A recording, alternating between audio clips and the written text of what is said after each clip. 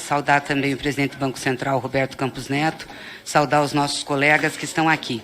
Queria só situar um pouco o papel dessa comissão, porque precedeu um debate sobre técnica e política que eu acho que ele faz muito mal a todos nós. Essa casa é uma casa eminentemente política, portanto, quando a gente discute os assuntos, sempre os discute na perspectiva política. Aliás, não existe técnica dissociada da política. A técnica qualifica a política, mas é a política que dá sentido à técnica. Então, eu não gosto dessa discussão que a gente só pode falar da técnica. Toda técnica tem uma linha política. Toda técnica faz um sentido pela linha política.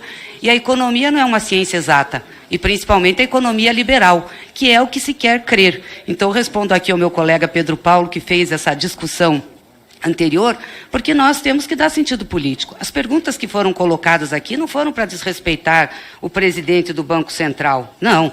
Foi mais ou menos para situá-lo dentro do contexto.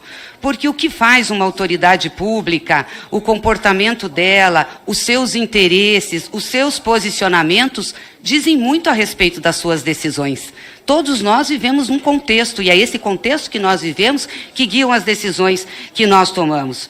Então, se a autoridade não consegue ou não quer responder algumas perguntas, ok, é de direito, mas as coisas ficam sem ser esclarecidas, e a gente fica com os questionamentos.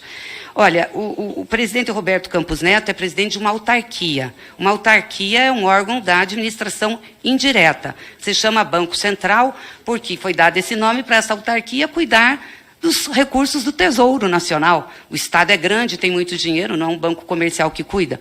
Então, é uma autarquia. Quando nós discutimos aqui a autonomia legal do Banco Central, eu coloquei em dúvida exatamente disso. Porque o mandato, que é o que dá autonomia formal, o mandato de presidente do Banco Central, ser desconectado do mandato do presidente eleito, é um abuso.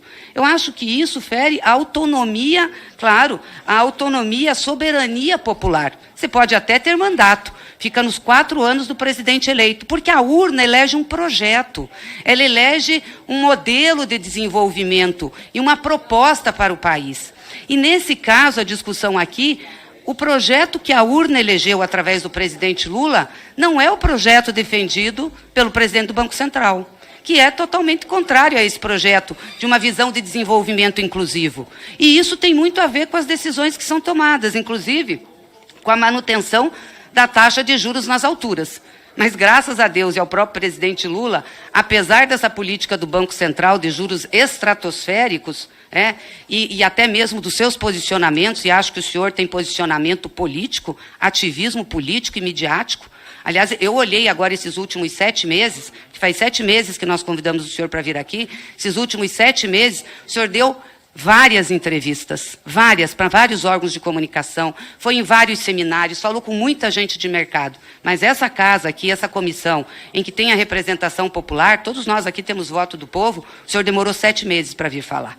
Então, não posso ter outro entendimento que não seja esse do seu ativismo e dos seus interesses. E manter essa taxa de juros na estratosfera com uma inflação que nós temos agora, e o senhor mesmo falou, a desconexão que tem da taxa com a inflação, ou seja, a taxa neutra, só pode ser interesse do rentismo. Não tem outra explicação. De quem aplica em títulos do Tesouro, quem tem fundos exclusivos, quem tem dinheiro no mercado financeiro. Porque não tem, não tá, é um remédio para matar o paciente.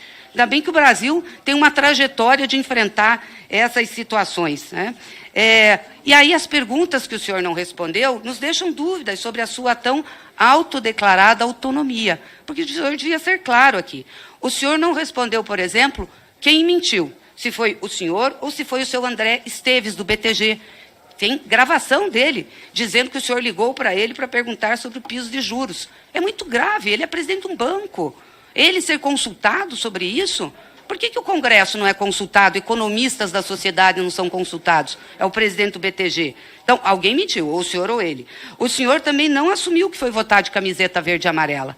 E foi, era o símbolo da campanha do Bolsonaro. Por que foi votar de camiseta verde e amarela? Então, onde é que estamos a autonomia? Também não respondeu sobre ter disponibilizado um agregador de pesquisa, não é pesquisa, não, eu sei que o senhor não fez pesquisa, nem o banco, mas o senhor disponibilizou um modelo matemático de agregador de pesquisas, não só para a campanha do Bolsonaro, também para a campanha do Tarcísio, disponibilizou. Também o senhor não respondeu claramente sobre isso. Também não respondeu se participou, até o início desse ano, de um grupo de WhatsApp chamado Ministros Bolsonaro. Então, o senhor não respondeu se tem investimentos em título do Tesouro Direto, que são remunerados pela Selic que o senhor administra e que a sua família tem, o senhor falou aqui. Perguntas não respondidas, presidente, ou mal respondidas, elas dão ensejo à interpretação. Por isso, se é tão falado que o Banco Central é eminentemente técnico e autônomo, essas questões têm que ser esclarecidas. Porque é no contexto onde a gente vive, o comportamento que a gente faz, as coisas que a gente diz, o lado que a gente toma, dizem muito sobre as decisões que a gente tem. O senhor tem lado na economia. O senhor é um liberal na economia, como foi seu avô.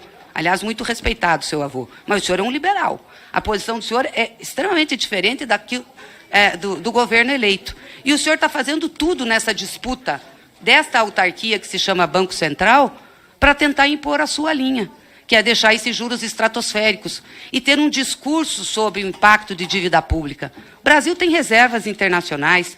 O Brasil pode e deve contemplar os interesses e as necessidades do seu povo.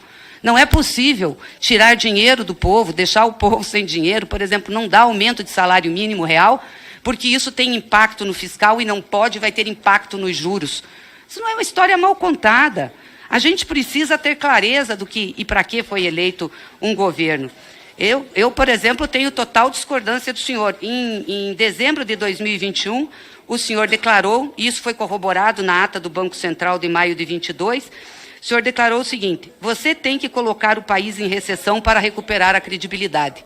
Isso é contrariamente ao que nós pensamos, ao governo que foi eleito. Colocar o país em recessão, causar desemprego, que aliás vocês até mudaram na ata do Banco Central, na ata não, no site do Banco Central, o que diz a lei de autonomia do Banco Central, que diz que subsidiariamente o Banco Central tem que buscar o emprego do povo. Vocês não estão buscando. Na ata de maio, e mesmo nessa agora de setembro, está claro lá, entendeu, que o desemprego está consonante, que o crescimento do desemprego estava consonante à política de vocês. É que a gente recuperou a economia. E recuperou a economia, sabe por quê? Não foi pelas reformas feitas no passado, não. Porque desde que tiraram a Dilma, tem uma tal de fada do crescimento, do desenvolvimento, que ia ser mágica, que era tirar o PT e tudo ia arrumar. Não aconteceu isso. Veio Temer com aquela ponte para o futuro, que foi um desastre, preparou as medidas liberais. Veio o Bolsonaro, que entregou para o Paulo Guedes e para vocês a gestão da economia e a política para o Congresso, outro desastre, e lá vão-se anos que não se recupera, agora começou. E sabe por que está recuperando a economia? Porque tem dinheiro circulando na mão do povo, porque teve aumento real do salário mínimo. Pode parecer pouco, R$18, mas para quem ganha um salário mínimo é muito. E nós temos os beneficiários do INSS, porque teve o aumento do Bolsa Família, com reajuste inclusive para as crianças, para os adolescentes, porque teve o reajuste da tabela do imposto de renda. Não sei se vocês sabem, mas a maioria dos trabalhadores brasileiros ganha até 2 salários mínimos. E aqueles que são registrados pagavam imposto de renda acima de um salário. Agora não pagam. Isso tem muito efeito na vida das pessoas, na renda.